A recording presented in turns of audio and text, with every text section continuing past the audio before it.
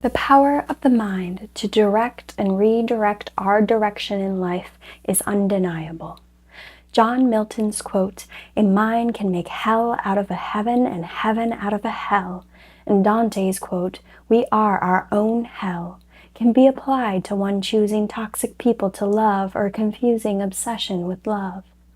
Along the lines of 𝐃𝐨𝐧'𝐭's saying, our thoughts become our actions, and our actions become our habits, and our habits become our character.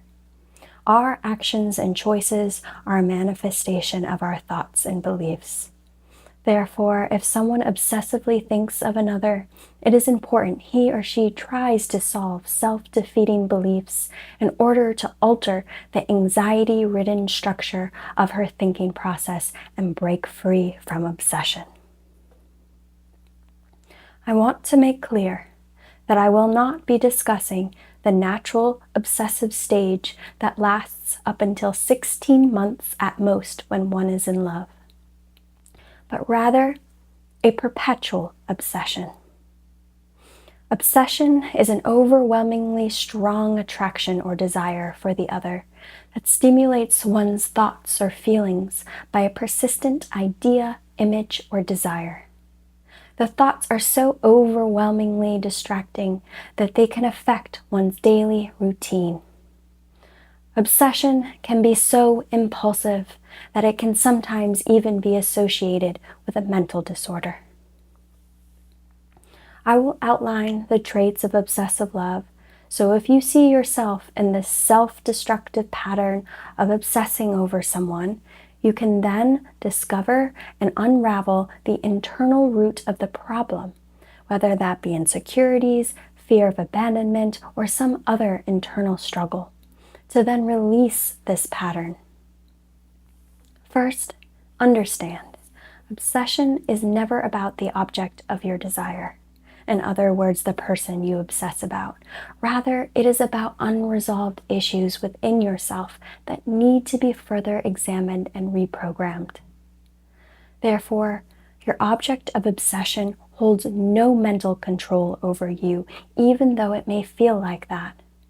Rather, you hold complete control over dismantling this illusion, a mere projection of your own internal struggle with an issue irrelevant to the fixation of desire. The causes of obsession is the result of an ego being hurt and not a heart. When the ego powerfully surges, love is replaced by power, a desire to win and possess a person. When a lover is rejected, she or he can resort to stalking, whether in person or online, and sometimes may even result to violence.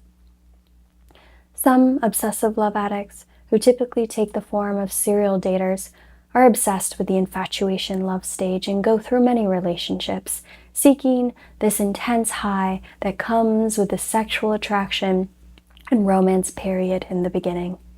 And when things get too real and too emotionally close, they walk away for the next intense attraction. Obsessive love doesn't necessarily mean you have to have relations or a connection with someone to feel this obsession. Rather, you may not have a real connection at all with the object of your obsession.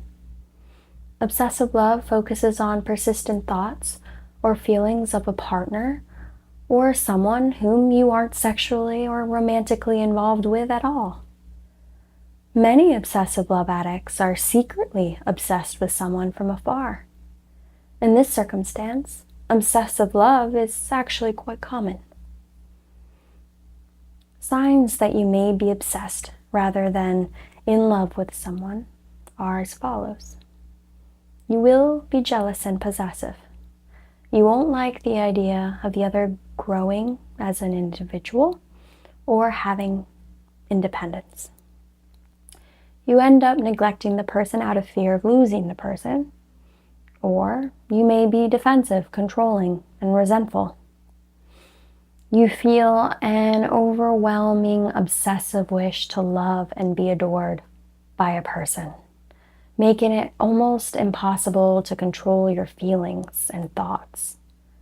This feeling is sometimes similar to attachment disorder or obsessive compulsive disorder, making it very difficult for you to stay away from the one you desire, whether physically or mentally. I'd like to highlight that this desire for the other is really about the desire to heal. Subconsciously, you feel that if you obtain this person, then you will correct the past and heal an old emotional wound that still throbs. For instance, the one obsessed about could represent a girl's emotionally unavailable father, keeping her continually wanting the unreachable, his love and validation. Ironically, once obsessive lovers obtain their desire, they lose interest. Their interest was in the space between her and her object of desire. I say object and not person of desire because the person is just subconsciously a symbol to her, a wake-up call to address the wound she obsessively licks through each obsessive thought, trying to heal to no avail until she looks inward and addresses the ghosts or circumstances that drive her towards lonely open spaces of non-connection, a spinning vortex of unconscious pain.